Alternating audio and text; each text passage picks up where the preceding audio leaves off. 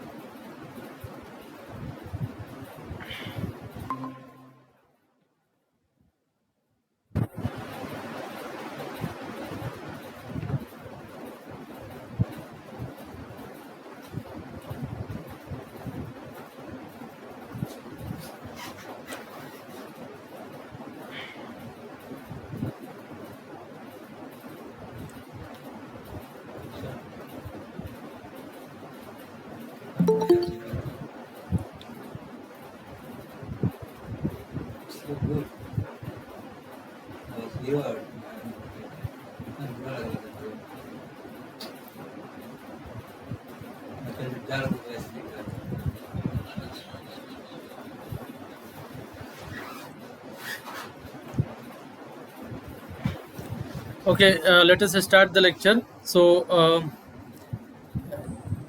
first I am going to present the unit 2.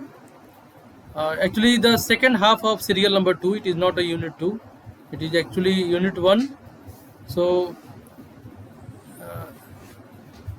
let us take a quick review of your mechatronics syllabus.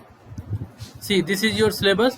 So, in this lecture, I am going to cover this part: electrical and electronic system, In this, we will see we have already discussed about the electrical circuits, that is also called the electrical networks, and then Kirchhoff's law.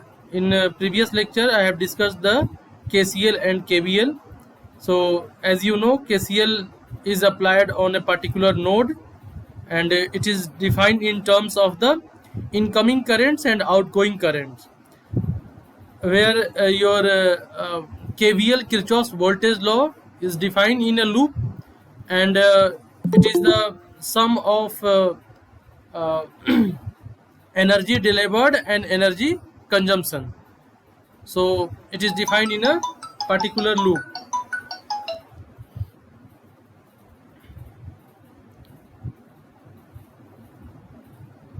So let us uh, after that I am going to discuss the this network theorems. So in today's class I will discuss 4 network theorems very quickly, and then some parameters of AC circuit analysis. Means actually when we compare the DC circuit with the AC circuit, some extra parameters required for the AC circuit analysis. Just wait for 1 minute.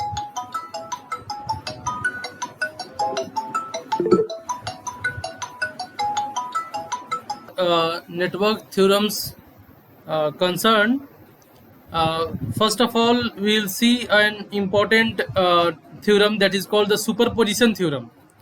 So I hope you have some idea about the superposition theorem, but quickly I am going to just revise the concept behind this theorem.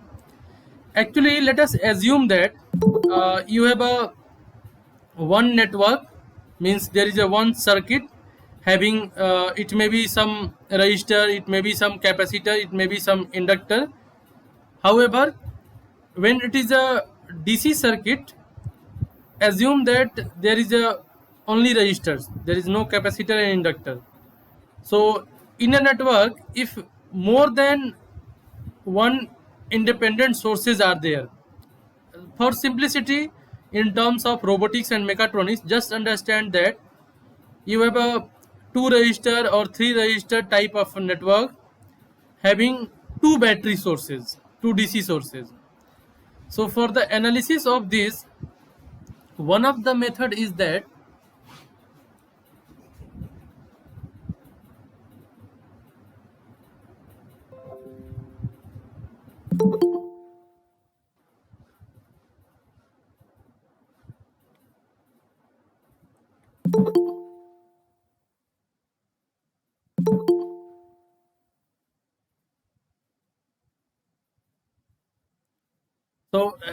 there is a 2 battery sources in a network. So for the analysis of network, the meaning of analysis of network means your intention is for finding every current flowing in the branch and every voltage consumed in a particular resistors.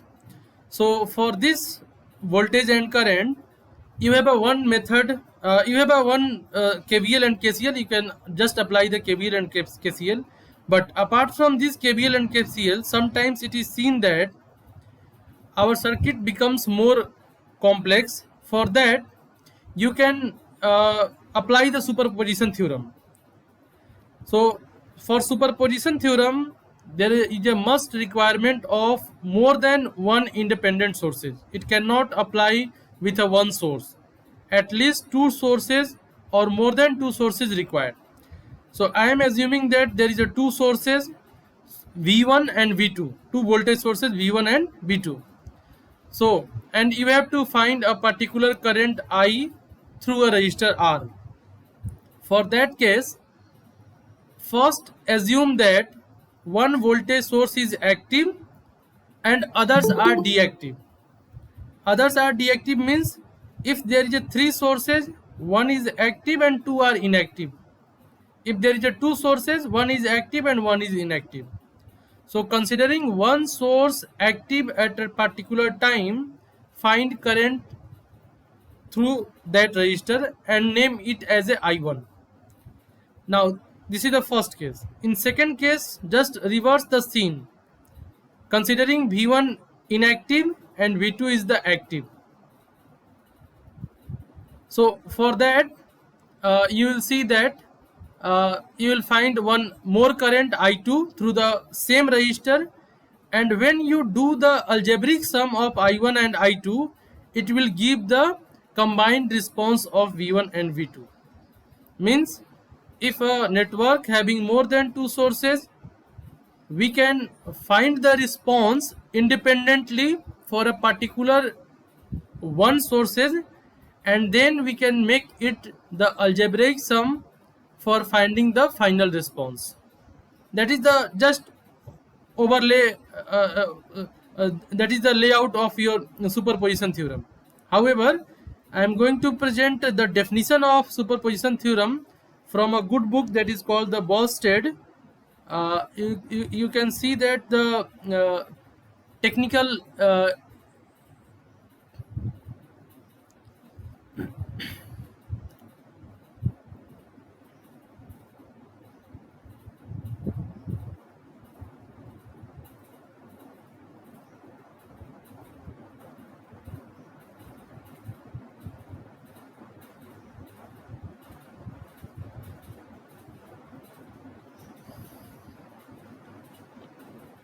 so for superposition theorem, I am going to explain one example as well as the definition.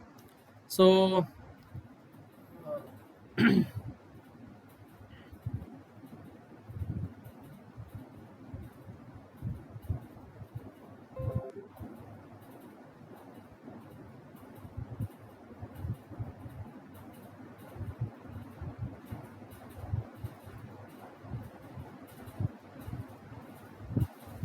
now see the definition of the superposition theorem.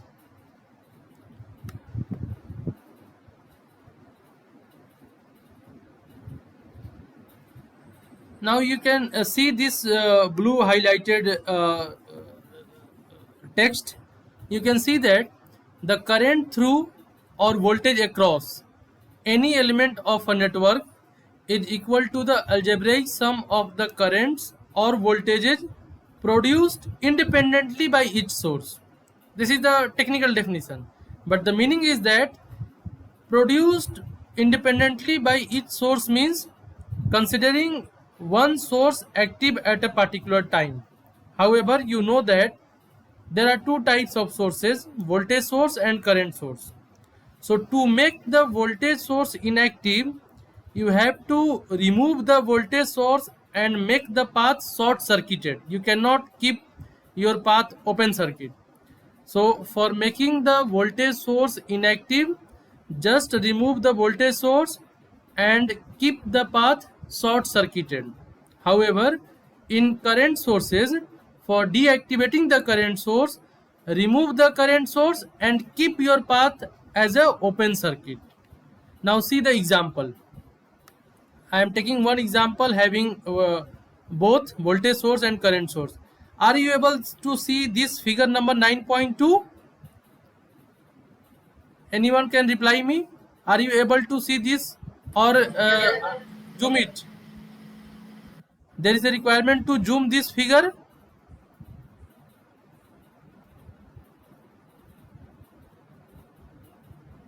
Anyone can reply? Yes, okay. There is a requirement to zoom. Okay, okay. So, zoom it.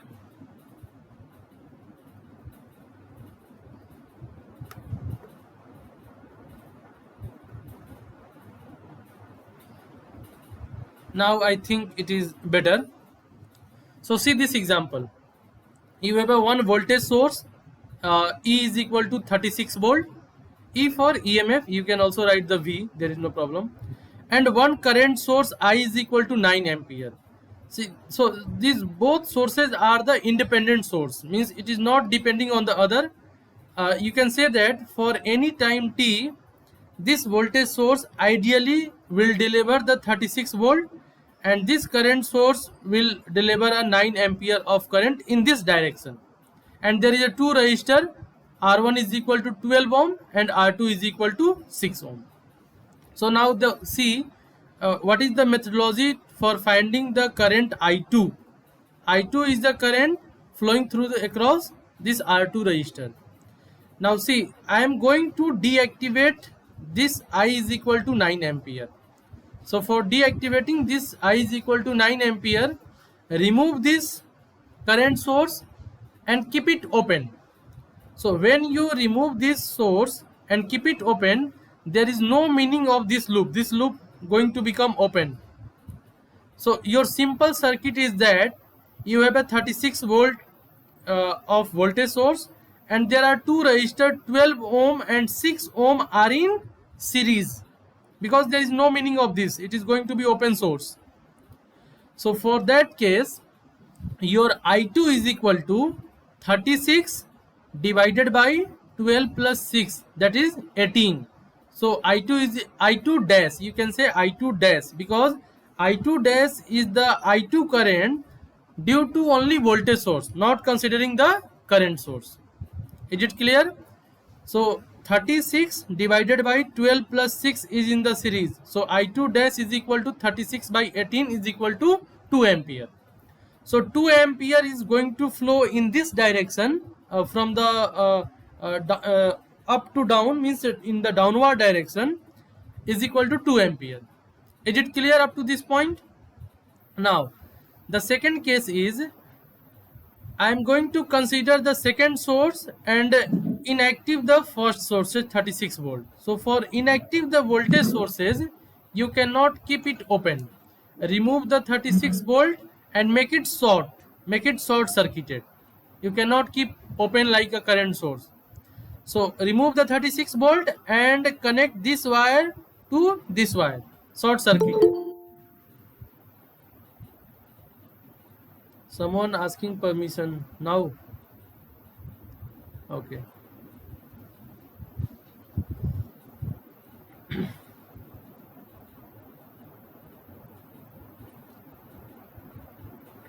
So this 9 ampere is now going to flow at this node, and at this node it is going to be splitted into two parts.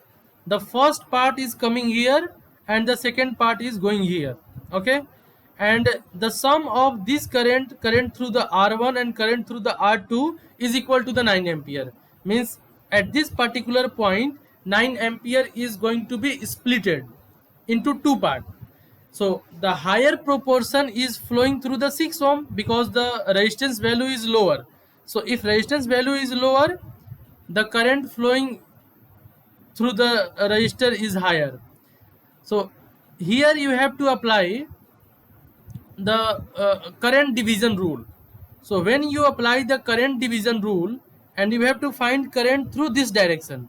So current division rule states that 12 divided by 12 plus 6, because in numerator we always take the opposite resistance.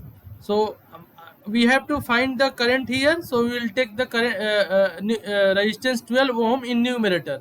So 12 divided by 12 plus 6 means 12 divided by 18 into 9. 12 divided by 12 plus 6, it is 12 by 18 into 9. So it is 6 ampere. So 6 ampere is flowing through this path and 3 ampere is flowing through this path. We are not interested through the R1, we are only interested through the R2. So we got I2 double dash. I2 double dash means due to the 9 ampere it is 6 ampere. So the final answer is I2 is equal to 2 ampere due to the 36 volt plus 6 ampere due to this 9 ampere current source. So 6 plus 2, 8 ampere is the final answer. So 8 ampere current is flowing through the this R2 resistor in downward direction. So this is the usefulness of the your superposition theorem. Up to this point, if you are facing any problem, you can ask about the superposition theorem.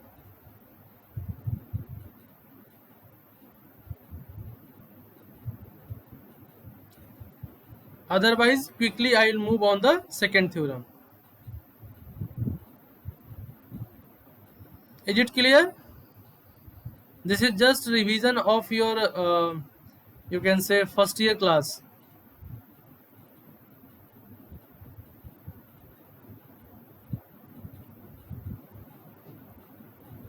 You all are very lazy to ask any doubt and any questions.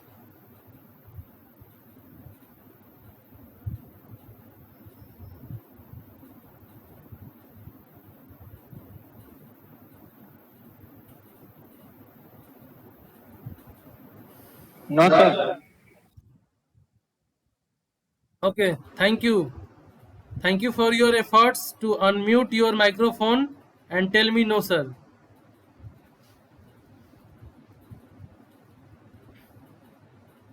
Now, uh, the next theorem is your Thevenin's theorem. So, I think you have heard the name Thevenin's theorem. I am just giving one. See, this is your Thevenin's theorem. Yeah. You can also see the diagram of Mr. Thevenin. Okay. So now, if you see quickly about the Thevenin's theorem, uh, Thevenin's theorem is another way to solve the network, to analyze the network in form of voltage and current. So it states that any complex network or simple network having one source, having two source, having three source, n number of sources and n number of passive elements. The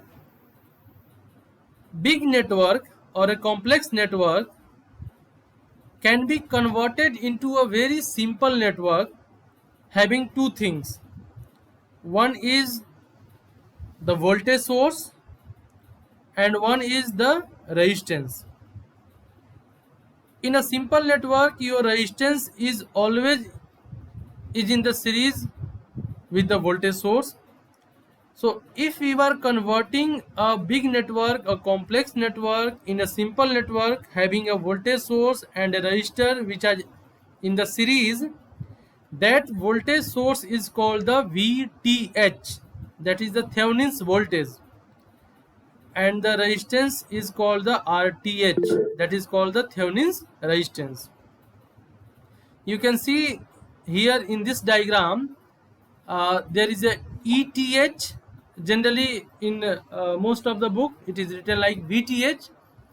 So Thevenin's voltage and Thevenin's resistance are always in the series. So you can see here any two terminal DC network can be replaced by an equivalent circuit consisting solely of a voltage source and a series resistor as shown in the figure. So this concept is given by Leon Charles Thevenin. So it is also called the Thevenin's theorem, and it is given in, you can consider, 1883, and we are taking the use of Thevenin's theorem nowadays very frequently. The concept is very old, but we are using this concept nowadays. Now see one example of Thevenin's theorem.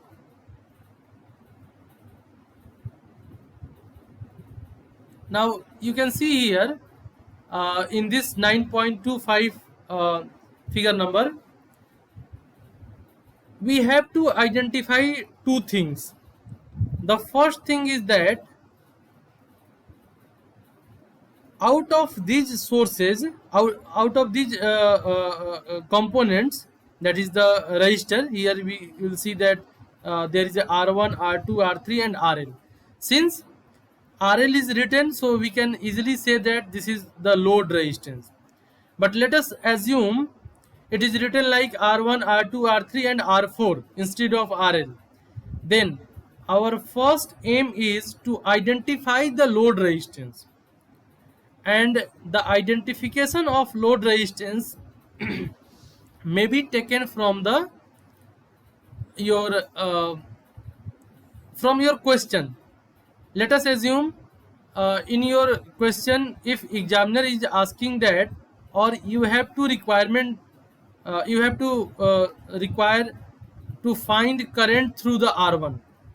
So finding the current through R1 means for that time your R1 is the your you can say load resistance. So if question is asking find the current through the R2, for that time R2 is the load resistance. Is it clear? So if it is written that find the current IL, so your RL is the load resistance.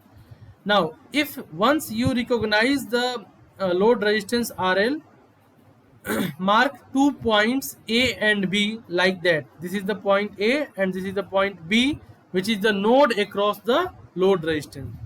Assume that if question is find the current through the R3, at that time this A and B is marking here and R3 is going to act as a load resistance. So first requirement to identify the load resistance. Now after identification of load resistance, remove this RL and keep it aside. So this RL will appear after finding the VTH and RTH. Once you find the VTH and RTH, your RL is appear here now. So see this question.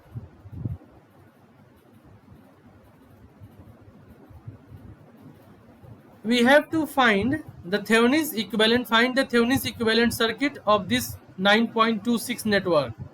So our question is identification of RL. So RL is already been identified in the question. So after identification of RL, remove the RL. Okay. After removing the RL, we have two nodes A and B like that. You can see in this figure number 9.27. That is identifying the terminals of particular importance when applying Thevenin's theorem. Now for finding the RTH, we have to find RAB, means resistance across the terminals of the load, that is the RAB, making all the sources inactive. So when you make the E1 source inactive, it is going to be short circuited like this figure. In this diagram you can see that 9.28A. So 9.28A, remove the voltage source and make it short circuit, and then find the resistance RAB, that is called the RTH. For that we will see that our 6 ohm and 3 ohm resistance are in parallel. So when it is in the parallel, you can apply the formula 6 into 3 divided by 6 plus 3. So your RTH is 2 ohm. RTH is equal to 2 ohm. Now for finding the VTH, we have to find VAB. VTH is equal to VAB. So VAB means voltage across terminals A and B. Yeah, any doubt? Someone is trying to speak. Yes? Any doubt? Maya? Maya Sahu, any doubt? No, sir. Yes, tell me the doubt. No, sir. No doubt. Okay, no sir, thank you. Okay, so so VTH is equal to your VAB. Now see that for VAB is equal to voltage across 6 ohm resistor, because what you find the voltage across 6 ohm, this A point is coming here and this B point is coming here. So 6 ohm resistance, voltage across the 6 ohm resistance is equal to the VAB. So for this voltage across the R2, the formula is V is equal to I2 R2. So first we have to find the current through the R2. Current through the R2 is equal to the current flowing through this loop. There is only one loop here. So current through this loop is 9 volt divided by 6 plus 3. This is are in the series now. So 6 plus 3 is equal to 9 ohm. So 1 ampere is flowing through the this loop. So the voltage across this 6 ohm resistor is equal to 6 into 1 is 6 volt. So your VAB is equal to 6 volt and hence VTS is equal to 6 volt. Now you can make this type of circuit. Your answer is this one. So right at the place of ETH is 6 volt. At the place of RTH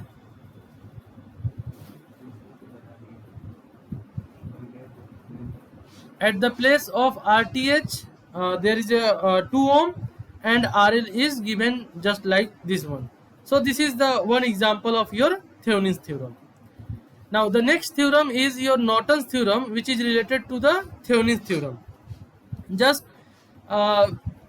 change is that in Norton's theorem we can simplify a complex circuit in terms of your current source and a resistor which is always in the parallel with the current source. So a big circuit can be replaced in a small circuit having one current source and one resistor which are in the parallel. So if you compare the Thevenin's theorem with the Norton's theorem, you will find that RTH for the Thevenin's theorem and RN for the Norton's theorem, both are same. There is no difference. Only the difference is that in case of Thevenin's there is a requirement to find out the. Now see this Norton's theorem. Any circuit, any two terminal, see here,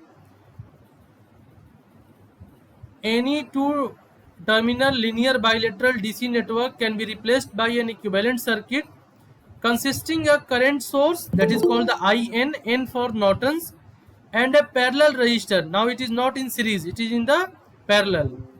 So parallel resistor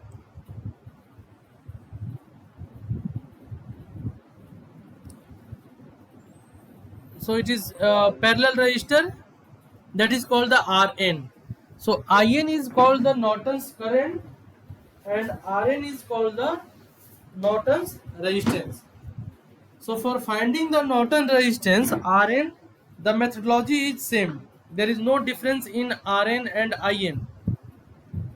However, whatever you are finding the RTH for the Thevenin's, you can write down the this is the RN for the Norton's. But for finding the IN, in case of Norton's, your VTH is the VOC. VOC means open circuit, voltage across open circuit. You are keeping your load open and then finding the VAB, that is the open circuit voltage. However, your IN is you can say AB or you can say ISC. Means for the Norton's, after removing the load resistance, you have to short the circuit. You have to put a wire between A and B, short circuited the AB, and whatever the current flowing through the short circuit is called the IN. So don't worry about the RN. RN is equivalent to RTH. Only the difference is in the IN. So remember one thing, VTH is VOC, voltage across open circuit, and IN is ISC, means current through short circuit.